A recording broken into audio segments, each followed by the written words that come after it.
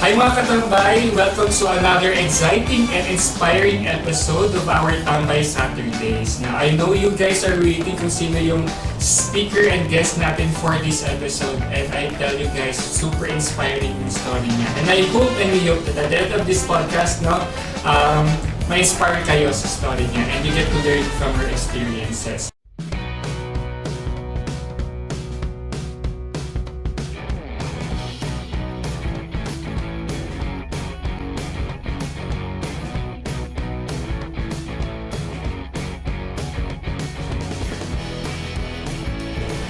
Hi Jo, thank you so much for joining our podcast. Thank you, Evan, for having me here. Super excited and at the same time, parang, let's get to this. So, si Miss Joba po, actually, yung story niya, why I invited her kasi her common friends actually from Ateneo, and then she posted her blog, no, about her life experiences, and for me, ako sabi ko na why not we will invite her in the podcast and share it to you guys, no?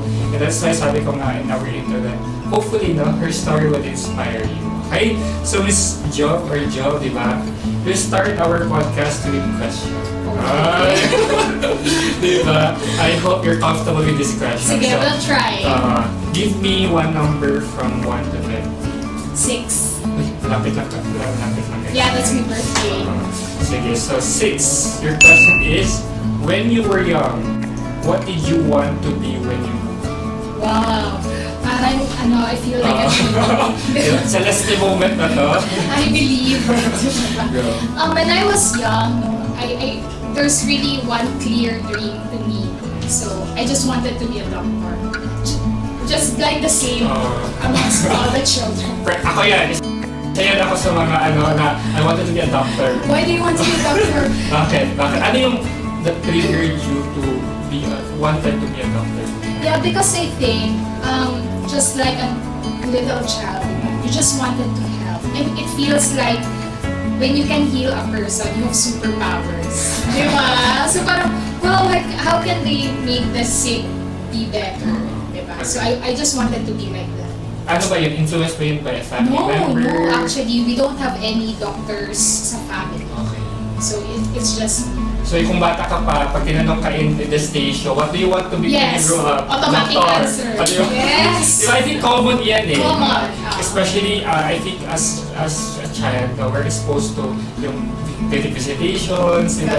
Mami sa'yo, ang daming ginaganyan ng mga doktor, diba? At saka yan, gusto ko yung may Agree.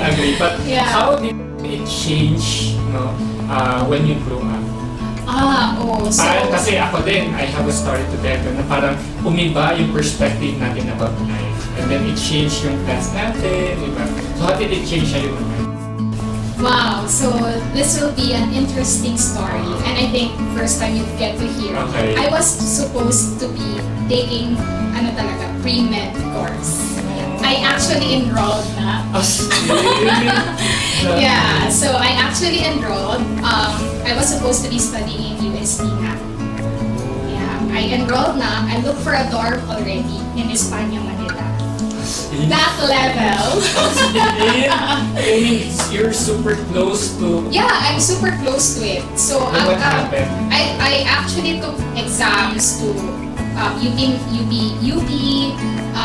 Kumbaga, that time kasi, I'll take all the exams na. Okay, yes. Para sure. Diba? But it was clear to my head na I want to study UST, take up nursing, and then proceed to med. Very clear yung Very clear talaga. Pero, look at me now. So different. But yeah, so I went there, but there's so many things happened that time. So it's around April, before pa ng April, I was in Manila na. Yeah, so enrolled, process na. Very prepared to... Prepared na. I have my manual na, my NSTP and stuff, lahat. I was ready na. So, then I got homesick. I was, that time eh. I was around 14, 15 years old. You were living independently? Yeah, I will be living independently.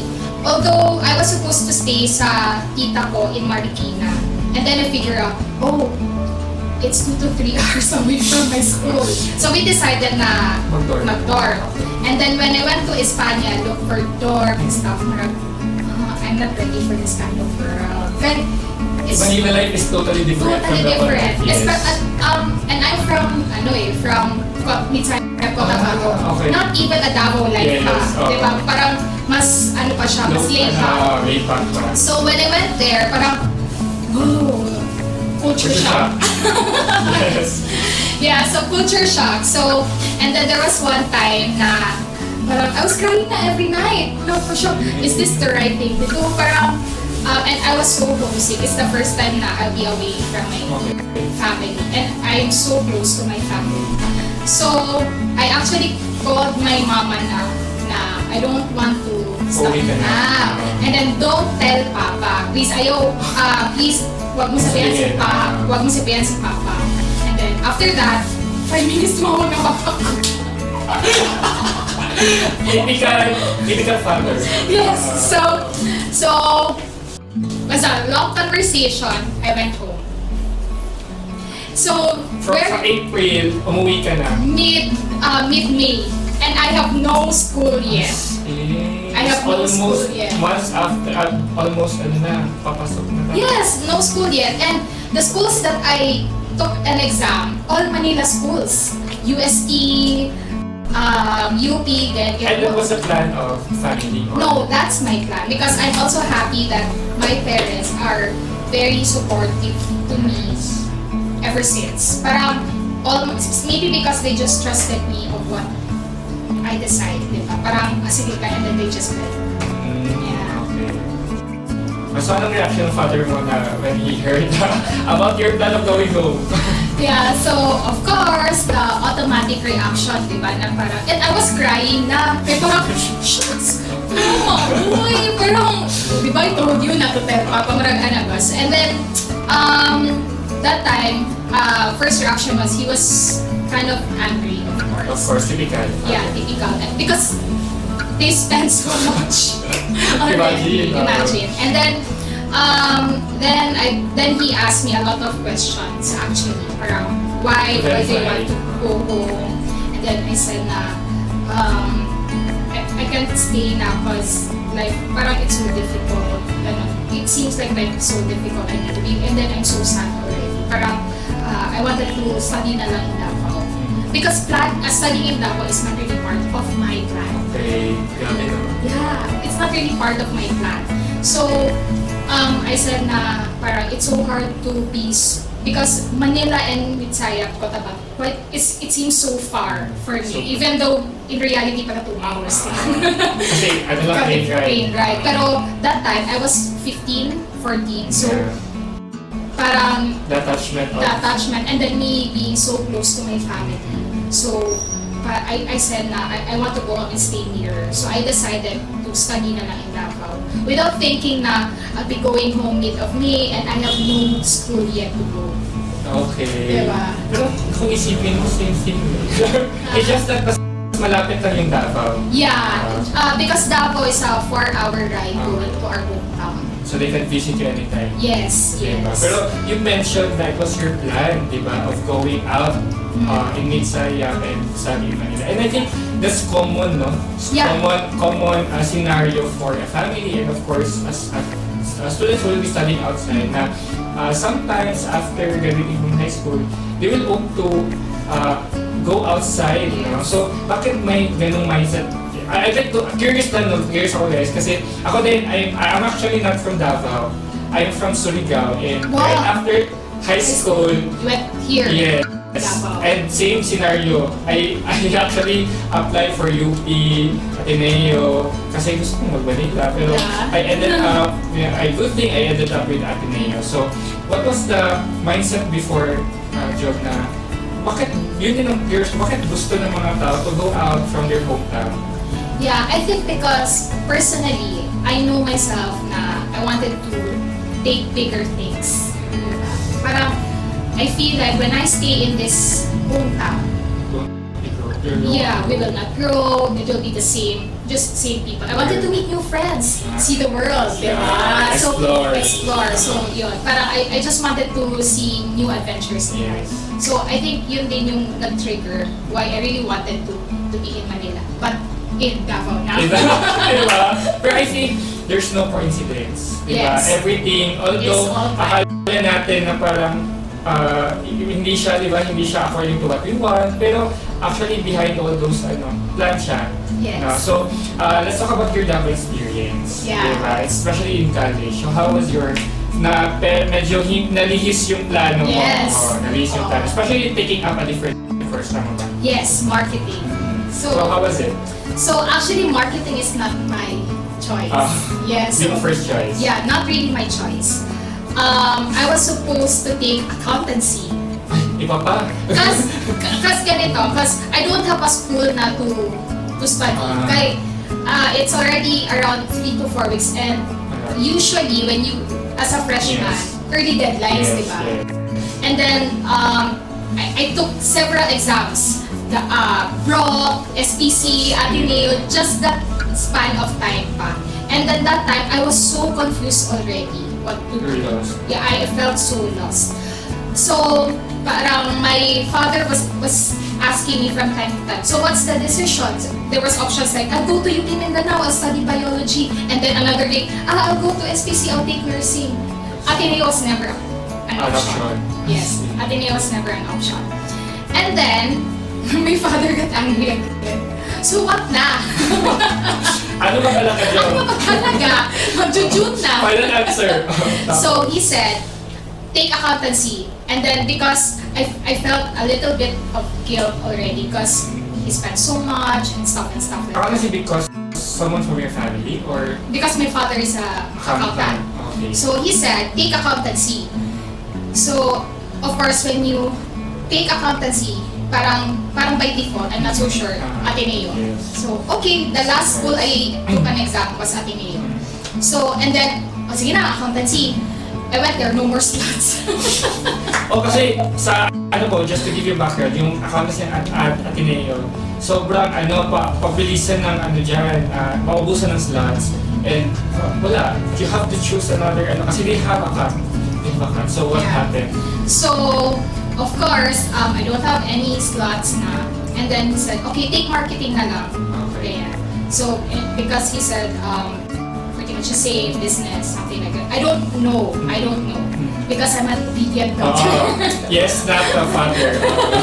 So, I took that course. Okay. And then, I got enrolled around last day of May, something like that. So, Super close na sa... Kasi yun, like, days na lang. deadliest deadline na. Days na lang. So, and then that time, okay, we're taking up marketing. That time, I was carrying a heavy feeling na, shucks, I'm taking up something that I don't want. Yeah. But, look, yes. So, how did you feel about that diversion? Na, di ba, considering sa pinagdaanan mo, you wanted to have a pre-med, and then you initially wanted to enroll accountancy, and then you ended up with a different and totally different course. Yeah, so the whole journey, I can just describe it when I always share this story to other people that it's like eating a food that you don't like, but you have to swallow it so you can survive. Nice. Yeah, so that's how I really describe that journey. And then I told myself from time to time, I'll just take my dream once I can do it on my own now without asking from my father's help. Because at the end of the day, I took that decision to go home. I was supposed to be there already. So I said, I need to stand up with my decision. And then at that time, I need to do it on my own now. So I just followed parang making sure my parents are proud because I took this, so graduated. Siguro with some recognition just to make them proud, of course. But what's in my mind and in my heart is that after this, I'll be back to med school. Yeah. But of course, it never happens. Pero you'll never know. You'll never know. Yeah. Pero ikaw ba, Miss Jo, saan ka banda? Are you on the part na sana I pursue these things, di ba? Or you're in the path na, buti na lang. Yeah, so it's been a long time already that I was telling God, thank you for leading me here. Yeah. So, and then, di ba they said, it will not make sense now, but it will make sense sometime. Yes. So, that sometime happened to me, siguro after mga around 4 to 5 years after graduation. Yeah, ganun katagal that I said, wow, now I know why God made me go home, made me feel that, led me to marketing, and then took me, led me to this job, and now. Yeah, so actually, it's really a lesson, parang learning that God has really planned for you. You will not understand it now. Parang, why God? Parang, this is what I wanted. You have a big question. Yeah, you have so many questions. Pero eventually, you'll just understand na, kaya pala, nandito. Yeah. Yes. Ayan, so let's talk about the aha moment. Kasi you mentioned na you're, na-realize mo na, ganito pala, kaya pala na ginay ako ni Lord dito na. So let's talk about the aha moment. Ba't mo nasabi na kaya pala? Yeah, so there was after one first job, so I went to the second job. I was assigned in Manila. So parang that time I was seeing more of the world. Parang you explored na because that time I had this thinking in my head. Dapat dati nandito ako. And then that time I was thinking na I gave up this because feeling ko di ko kaya. And when I went back to that, I was able to redeem myself and then get to see more of the world, get to see more of myself, travel more, yeah, and then I get to travel. Parang, it was never a dream before, but when I get onto that situation na I created more dreams and I see myself na, kaya pala dito. Because I get to see more of me, I get to help more for my family. And then doing things na, shucks, kahit pala to. Because of that, I was able to travel solo, 9 days from Vietnam, Cambodia to Thailand. So parang ikaw, shucks, kaya pala dinala ko ni Lord dito, kasi gusto niya gumala ako. Kasi kung ano ka definitely you cannot do those things. Yes, and then, 2 years after I graduated, I was able to buy a house. Diba?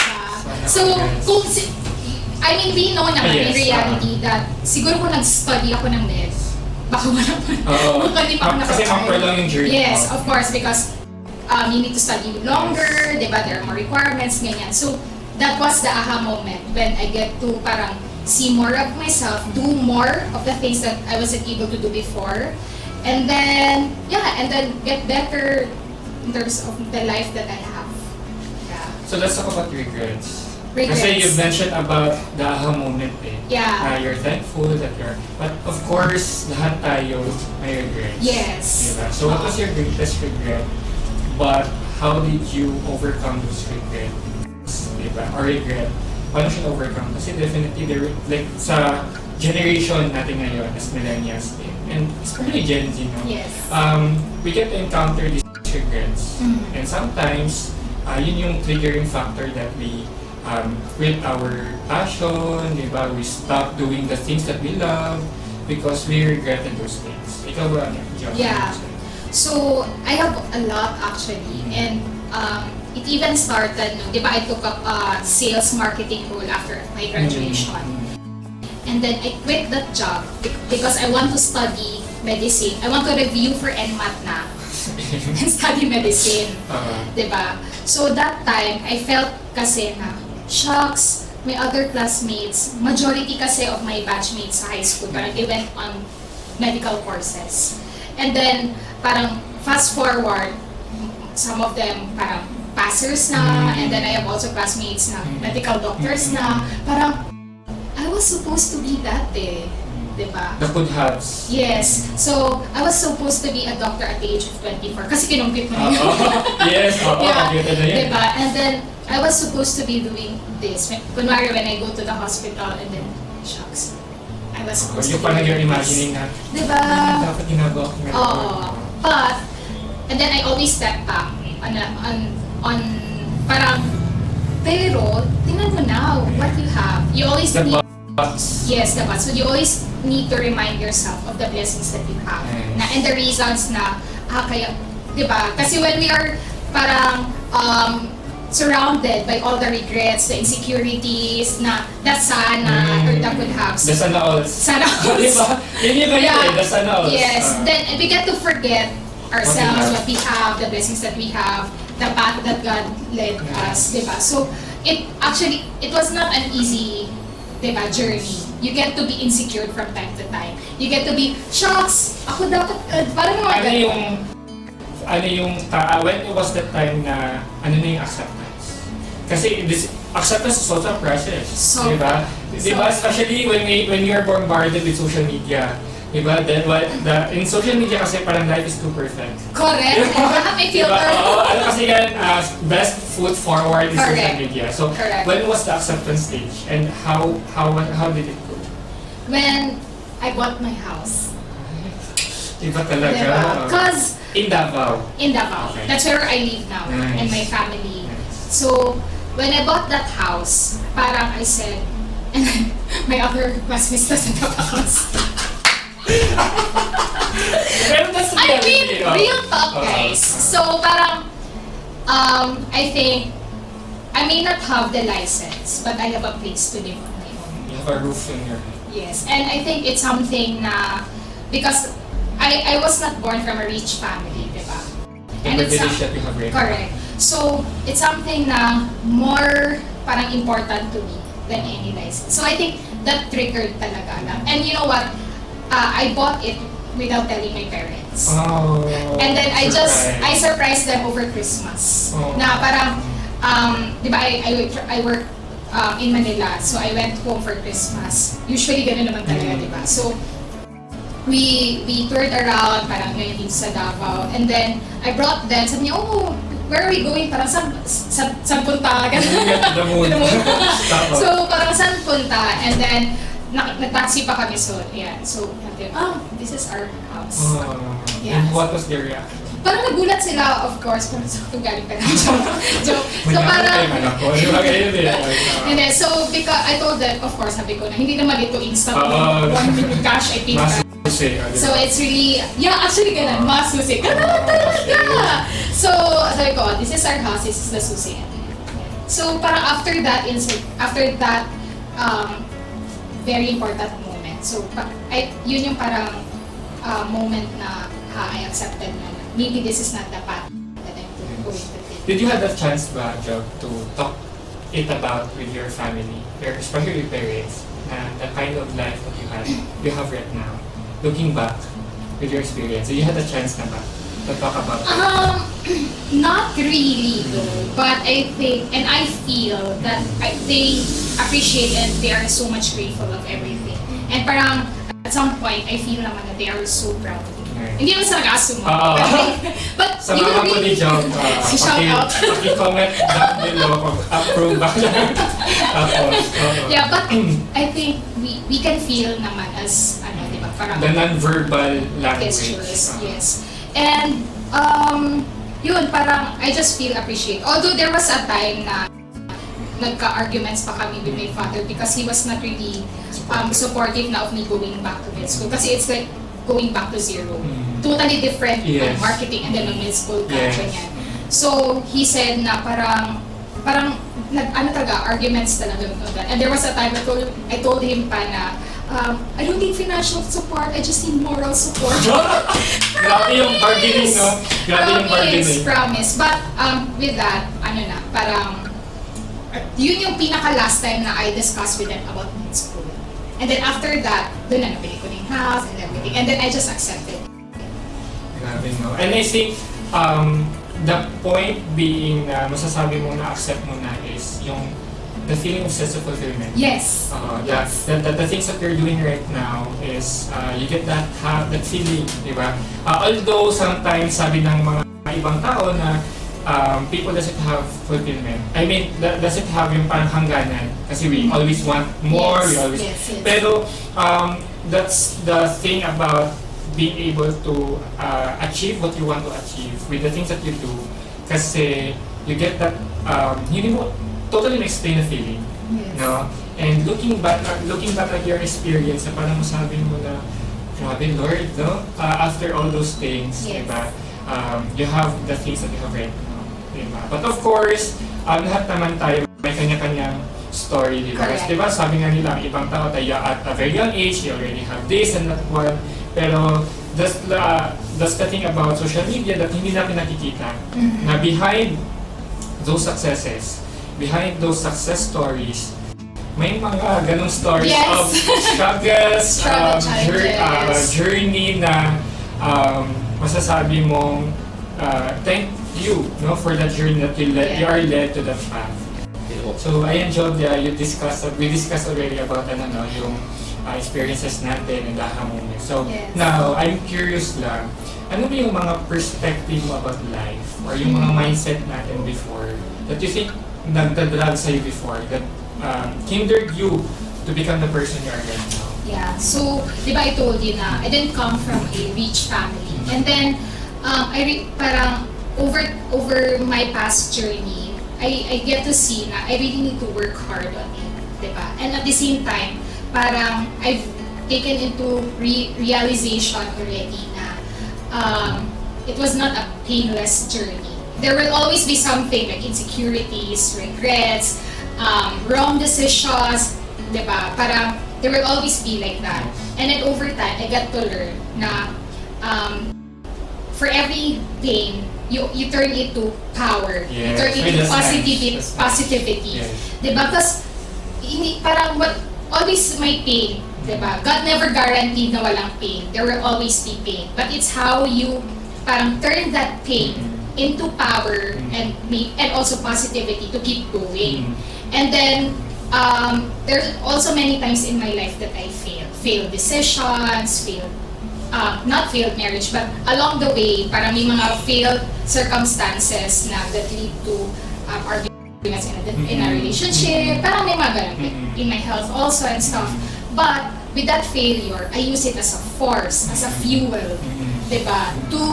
For good, to be better, to keep going. So, To improve yourself. yes, to improve yourself. So it's really just turning pain to power and positivity, and turning that failure to a force for good, to be better. To be better. Yes. Yes, actually may na-watch akong YouTube, no, na sabi nila, in life, you need to accept na there are two things in a spectrum. Yeah. The good thing and the bad thing. Yes, yes. And you need to live in between. Yes, yes. For you to accept na life isn't perfect. Correct. Diba? Kasi if you just wish for good lang, diba? Parang dun napapasok yung depression, anxiety, diba? Kasi you get to live on the what ifs, you get to live on the good stuff without accepting that there will be bad stuff. Yes. Diba? That's Kasi so- parang, diba, parang yung eyes mo lang is to all those successful people. Diba? So that is why guys, yung ini-invite din natin, no, is those people who have struggles, who have challenges. Kasi human as we are, diba? Yes. That's very typical, no? Life Hindi is naman- not perfect. Diba? Hindi naman yung teleserye na well-crafted yung life natin. Pero you just have to live in between, sabi nga nila. Diba? And the good stuff and the bad stuff. Diba? So let's talk about the blog. Diba? Okay. Kasi actually yun, as I mentioned guys, no, I invited Joba because I've read her blog, no, and I encourage you guys to, ipaplug niyo yun later. Wow. I encourage you guys to read her blog as well. Kasi not all people, sabi ko nga sa kanya, has the courage to tell the world the story, her life story, her challenges, her vulnerabilities. Diba? Kasi I myself, diba, I'm rarely open to people. Pero thankful for this kind of platforms that we have right Yes. now. Diba? We get to share our learnings, our wisdom to the people. We may not be far from perfect. Diba? We are far from perfect, no? Pero the blog, the podcast, diba, is our way to communicate and To express ourselves without knowing na may ma-inspire tayo. Correct. Diba? So, let's focus on the vlog. Diba? Let's talk about Okay. vlog, diba? Quick question lang. Ano yung triggering factor, job na for you to release the vlog? Kasi, as I mentioned diba sa chat na, not everyone has the courage, Yes. diba, to share their story. Yes. So, ano yung factor mo or yung consideration mo na, ay, sige, why not upload? So, I'll just share a quick backstory Sure. about that vlog. Yes. So, when I was still a child, I always write on my diary. Ay, nice. Meron pa bang gano'n? Diba, yung mga Not naman the Dear Diary, but hindi naman gano'n. Parang when I was still a child, siguro mga high school, and then moving to college, and even up to working, as in written talaga. Parang, because sometimes, di ba, when I was in college, I was living alone na. Yeah. And then when I moved to Manila, ganyan, I was living alone too. So, there will be times na you can't parang have someone immediately. When you want to say something, you can parang, yes. I'll tell you what I feel, Yes. di ba? Because mahirap din pag you just keep it Yes. yourself, parang maano ka na, di ba? So, what I do to really put it out, I write everything. It's as if you're talking to yourself. Yes, I write everything, my anger, my pain, and stuff like that. So, when we move to the digital world, pagod kasi magsulat. Yes, exactly. Pagod magsulat. So, I move everything on my on blog. So, before, it's blogger.com, if I remember it right. And there's also Tumblr. Tumblr, yes. Yun yung yung go-to natin before. Yeah, for the millennials, who knows. Gen Z kasi baka hindi for sure. WordPress pa yun sa mga older Yeah. So, I moved it to, that was in 2019, first year college. Kasi noon may internet, parang Yes, okay na lahat, digital world and stuff. So, that time, the poems that I write, the songs that I write also, and then some yung mga crushes, mga love, relationships. So this is published na? Yeah, it was published before. Yeah, I think it's in blogger.com or blogpost.com, something like that. And then I just moved everything to WordPress na when WordPress was up.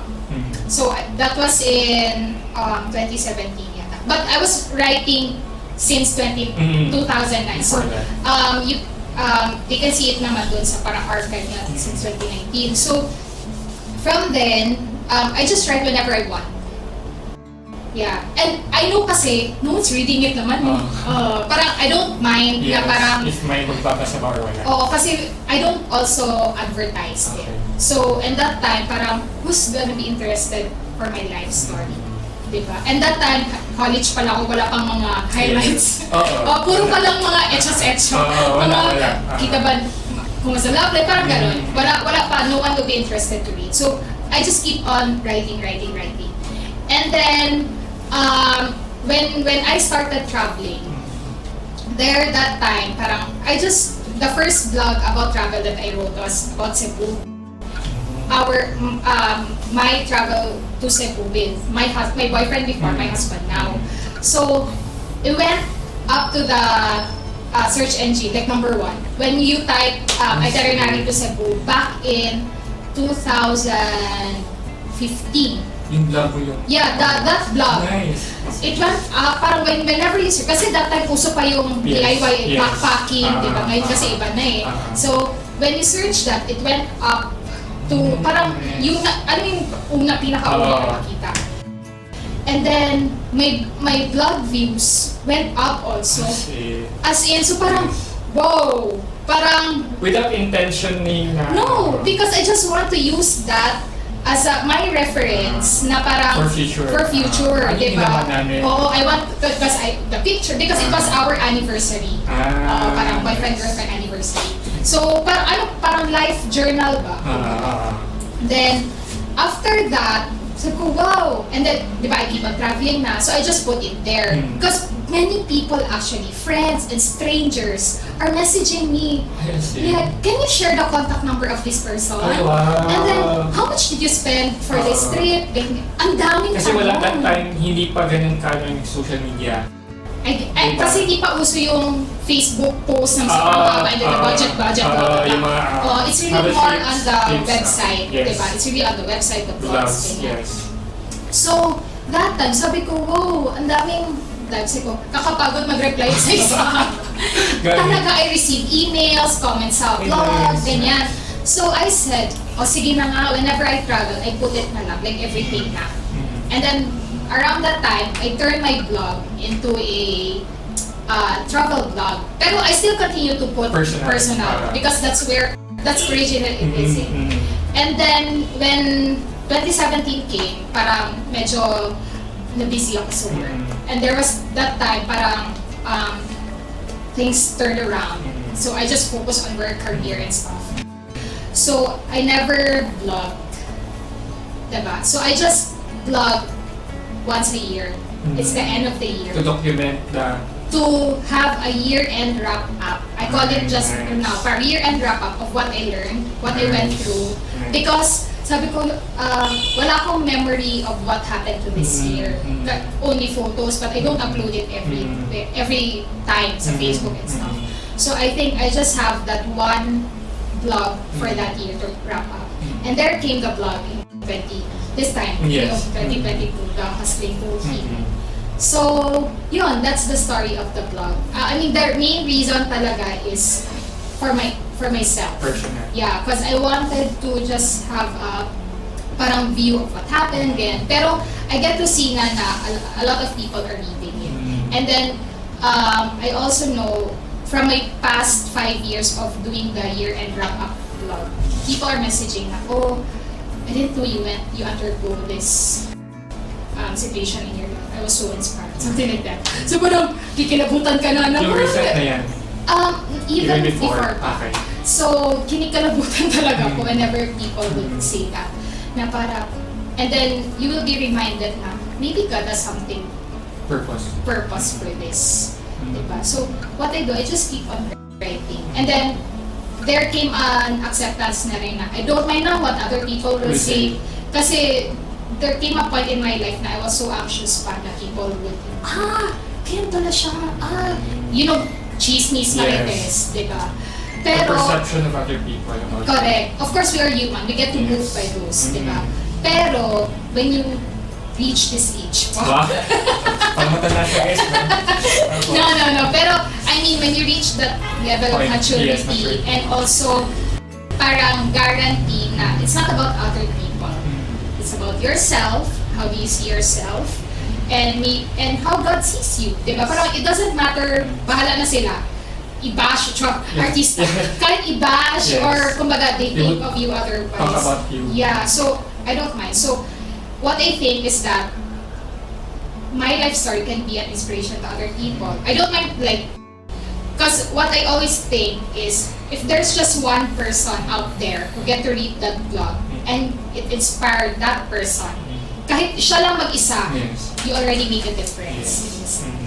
Sabi ko nga dun sa na, as long as there's always, there will be one person who believes in you, na you just have to keep going. Correct. Diba? And it's good na na-mention mo, Joba, na what matters the most is our personal relationship with God. Yes. Diba? Kasi, I think that's the greatest purpose that we have. Diba? People will always have to say something about you. They will always have something to say. Tapos, you can control that. Yes. Diba? And all you have to do is to focus on, controllable things. Like, ikaw, ano yung result ka sa sarili mo. Correct. Diba? Kung sino ka, kung ano ka, ano yung ginagawa mo. As long as wala kang tinatapakan ng ibang tao. Correct. Diba? Because these are the things that would hinder other people. Yes. Diba? Ako din, although I've done tayo before. Yes. Diba? Parang lahat tayo dumadaan sa ganung phase na hindi naman tayo artista, pero we are conscious about the perspective of other people. Yes. Diba? So, let's talk about your recent experiences that you wrote in your blog na very striking din siya, no? And something that we could learn from your experiences. Yeah, so actually, medyo hesitant pa ako to really put some details of the blog. Parang that's why it took a time before I really post it. Parang hindi na siya umabot ng 2022. No, kasi spill over na. Pero I said, if I will not do it, wala akong remembrance for 2022. So I just put it, sabi ko, okay, just deciding na, sige, I'll put na. Because not a lot of people, I haven't posted online, social media na past year. Because I just want a quiet life, personal. And then, that's why I decided na, sige, I'll put na. So, 2022 was really a turning point in my life. No, that's what I posted in the blog. Because I grew a lot. Parang from here, biglang, in all aspects, spiritual, lahat. Everything. So, I shared in my blog that I started the year, sabi ko, eto na, wala na pandemic, it's a breakthrough year. I need to, because I know myself, I'm an achiever, I'm very idealistic, diba? So, I wanted to really do something that make a mark for myself, parang milestone, highlights, something like that. So, I planned for 2022 to be a breakthrough year. Parang, this is it. Wala nang pandemic, so I can accelerate. But I started the year with COVID. I started Omicron, diba? And I started the year COVID, and then I had a bad GERD na I was sleeping for around 2 to 3 months na sitting down, like this lang. Because when I lie down, I keep on coughing. Tapos, ang hirap kasi, tawag nito, it's going up, diba? At first, parang sabi ko, shucks, baka COVID pa rin to, effect ng COVID, yan. And then we get into diagnosis na, GERD. Okay, so it's GERD. Now, at least we know na how to deal with it. So, I'm better around April. So, and then after that, I had allergic rhinitis, I'm sneezing, so when I go out, parang may mabash, COVID. Oo, yun kasi ngayon di ba? Diba? Mamahin ka lang, umuho ka lang. Oo, mabash. Judgment agad. So that time, parang sobrang anxious ako. And that time kasi, we are allowed to go out na at work. We were at work from home for 2 years. So we were allowed to go out na sa work. And that time, di ba, I'm on sales, so I get to meet a lot of people. The rhinitis was bad. So anyway, and then after a few weeks, I got dengue and stuff like that. So technically, my health was so down. And then on other aspect naman, because it's a breakthrough year, the plan is there. I want to open up a business. Yes, parang by hook or by crook, pagkakunin pa ulit, tuloy ko yung plano. Diba? So, the plan is really to create a new income stream. Because, parang, I just wanna try, diba? And then, so we opened sometime in May. It was actually a quick decision, quick planning and stuff. So we opened up in May, and then the first few months, we closed it down. So for some reasons. So, that time, it was totally parang a rock bottom for me, for Franz, my husband. And then, because shucks, my plan is not working. Ganun, parang, nakaset na oh, and then I was so idealistic about it. Yes. And then, of course at work, I was not really trying to show it. Kasi, iba naman yun eh. Work naman yun eh. And then, I don't want it to be disrupted. Diba? So, and people would see me as a positive person, a ray of sunshine. Well, so, the energy. Yes, the energy. Oh, and somehow, it creates a little bit of a pressure also. Because you know na you need to radiate positivity. Yes. You have to keep up with the expectations nila. Yes, but deep inside you're crumbling, diba? So, take it to make it. yes, tama. And then, there was a time actually, after an incident that I went through. At night, I just break down. So, and then my husband keeps on telling me, kasi na, we need to go back na to the side. Because I had depression in 2019, burnout at work and stuff like that. So, at first, I was in denial. Sabi ko, no, I can manage it pa din. Because I stopped taking medication December 2021. I even blogged it and I was so happy. Yay! I will not drink the medicine, di ba? Because I can fight na parang I can manage my emotions, parang I'm a winner, di ba? Actually, the title of the blog was winning from the medication. So I was so happy about it. So that's why when depression came back, I said, no, I don't want. Kasi kaya ko na to. Parang ganon. But, when middle of the night, I wake up and cry. Yeah, as in cry na, cry. As in cry na, like cry na pangit sa camera. Hindi pang artista. Hindi pang artista. So anyway, very few people that I trust knows about it. Not even my mama knows, my papa, maybe na. So, but, yeah. It was really a rock bottom, and then we keep on fighting because I'm not stable so it really emotionally, and then I can only show it to my husband, and then to some of my friends. I cannot even show it to my parents because they're old na and I don't want to bother them anymore. Correct, unnecessary stress. So kumbaga, I'm just trying to parang do it on my own and then kami ni France.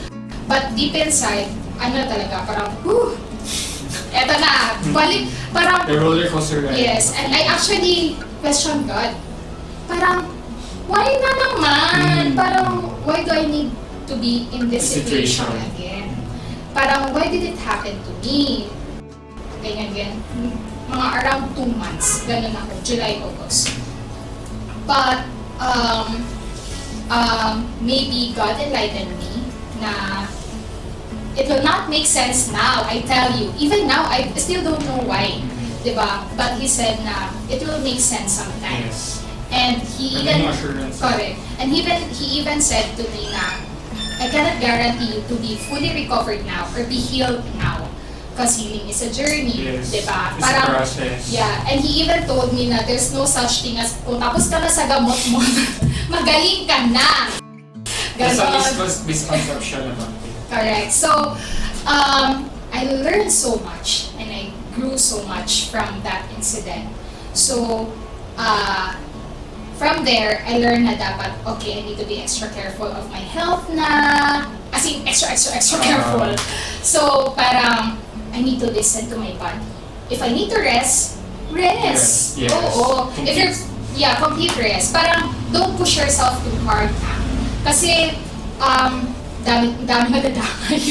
I mean, parang pagod ka, tapos you cannot radiate positivity to other people. Kumbaga, matanda na rin. I mean, we're not getting young. Yes, diba? So parang, we don't want to reach to the point na we'll just regret na sana nagpahinga pala ako. So on that physical health, I learned it a lot from there. So that's why, right now, medyo extra, not dieting but it's really parang making sure na health, and then on marriage naman, it was really a turning point also for us. We're just turning 3 years ni France in a few days from now. So although we have known each other for 13 years, longer than that, diba? But we learned a lot during that time. Parang from here to biglang ganon. And then we were able to see more of each other on how do we handle, on how do we agree on disagreements.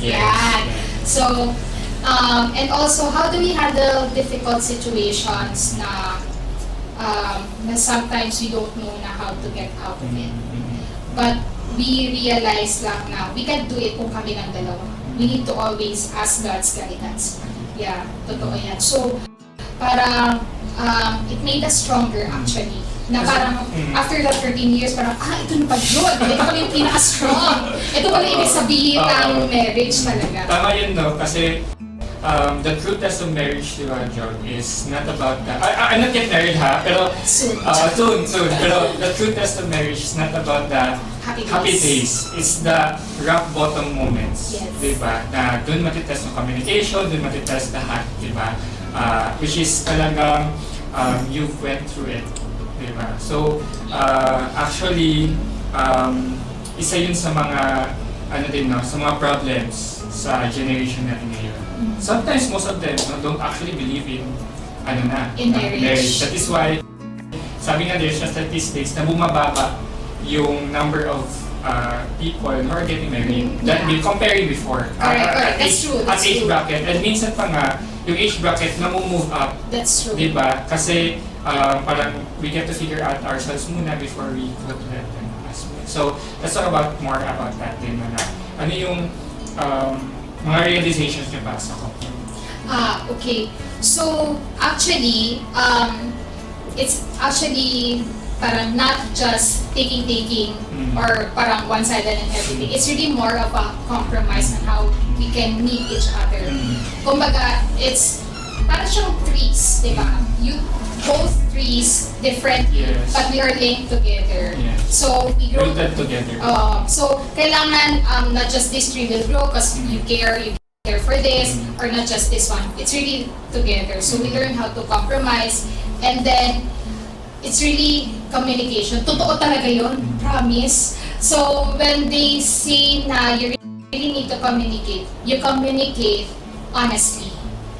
Parang no holds barred. Kasi there are sometimes na, I don't want to hurt your feelings, ganyan. Pero in reality, you really need to tell everything, whether it's bad or good. Diba? Parang at least super open communication. If it will hurt that person, it's okay. At least you tell them what's true.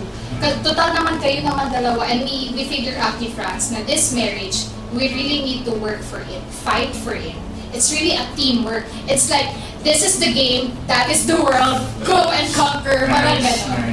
So we figured that out. Kasi before, early on in marriage, we first, newlywed so you don't know, kahit iba talaga yung boyfriend-girlfriend when you get into marriage. As in, totally different.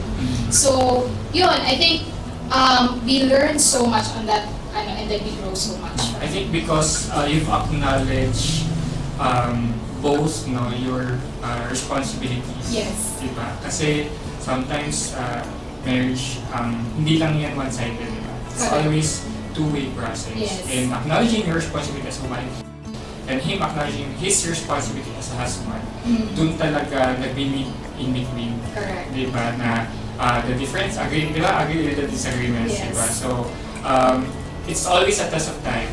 Diba? And time can only tell na if those disagreements ba would make or break you. Correct. Diba? Kasi there are experiences that would really pound you, and it will unleash either the better of you or the worst of you. Diba? So, and good thing kasi grounded yung marriage nyo, especially with your belief, with your, I don't know, and I think having a third party na kumbaga na anchored yung niyo is always the best option doon. And having Christ, diba, in the middle of your relationship is always would always help you. Yes. In every circumstances that you have, diba, sa couple.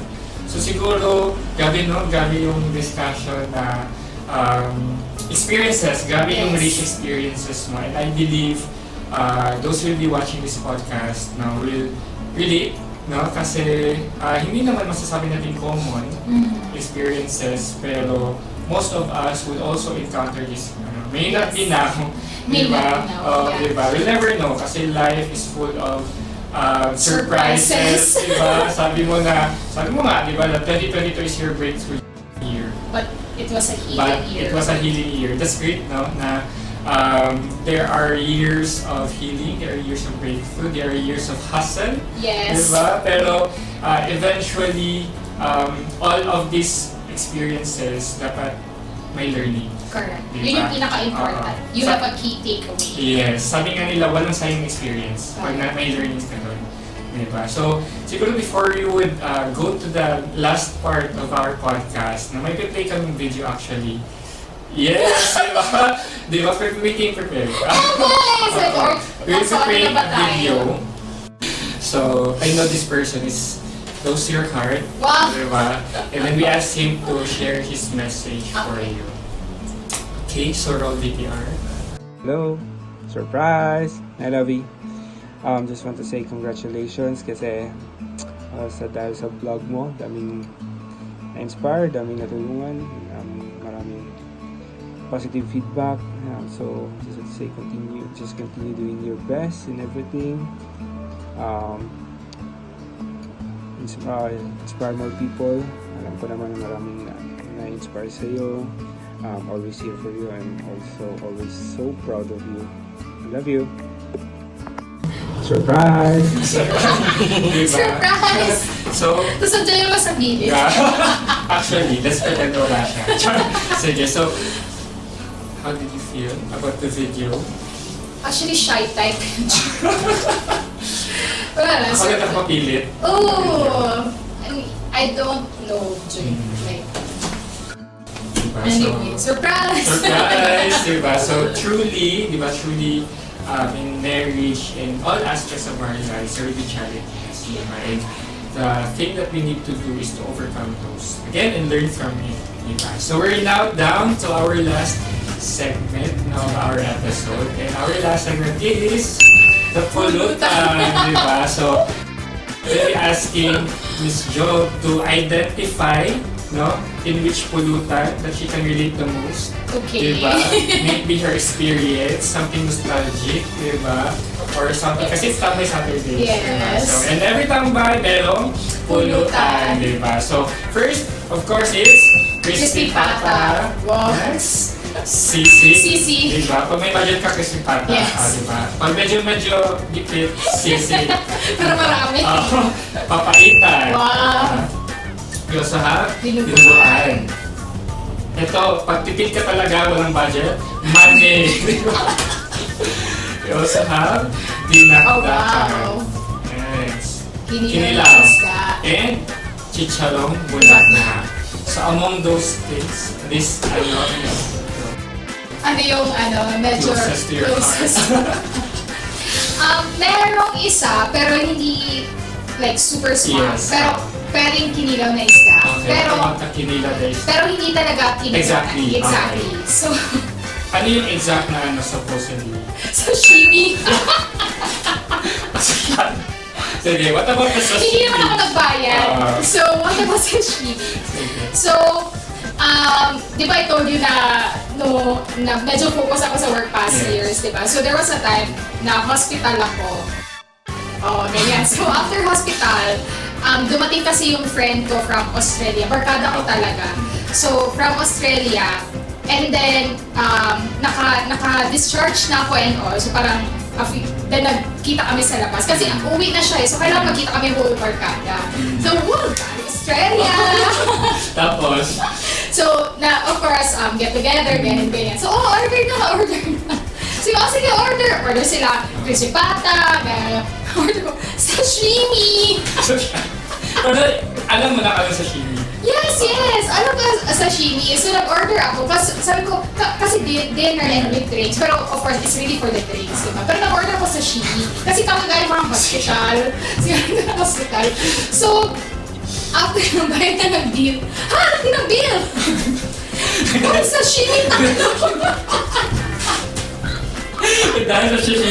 Sashimi, may kasalan. So, every now and then, na may umuwi akong barkada, yung barkada ko from UK, ganyan. So, pag mag-inuman, order ko sashimi? So, ito si Miss Sashimi. Sashimi girl. So, parang, una na nila, order, please, of sashimi. Walang sashimi dito tayo, walang sashimi. So, very memorable talaga yun. Sashimi. Sashimi, diba? So, take note guys, pag mag-inom kayo with barkada, don't order Sashimi. Diba? Ayan, so thank you so much, Thank Jo, you. for being with us with our podcast episode. So, can you invite them in your blog? Where can Wow. they follow? Sige, first time to plug Yes. the vlog. So, it's a vlog, not a vlog. Yes, with a B. With a B. Yeah, so you can search my blog online, jobaandyou.com. So, www.jobaandyou.com. So, you can just read through it if you want something to read on. Yeah. If you're not busy, you can just read on it and maybe leave a comment, tell me what your thoughts, or share maybe your stories also on the comment. And we're also on Facebook, Joba and You. So you can just Yes. message me anytime. Anytime. Yes, very inspiring guys. Especially yung latest niya, yung Hustling to Healing. Yes, Hustling to Healing na ano, that inspired our podcast episode for this Tambay Saturdays. So again, natapos na naman yung episode natin, very inspiring episode of our Tambay Saturdays. And please don't forget to follow, like, subscribe to our YouTube, Spotify, and other major podcast platform. Now we all have Apple Podcasts. No, again, I would like to share this momentous ano din with Miss Joba kasi top 50 po tayo no, of Apple Podcasts for business part. Wow. So yun, it's far from ano pa na top 1 pero we will work on that and we will continue to inspire more millennials and millennials at heart. Okay, so yun naman po at maraming salamat. Catch our next episode in Tambay Saturdays. Yay!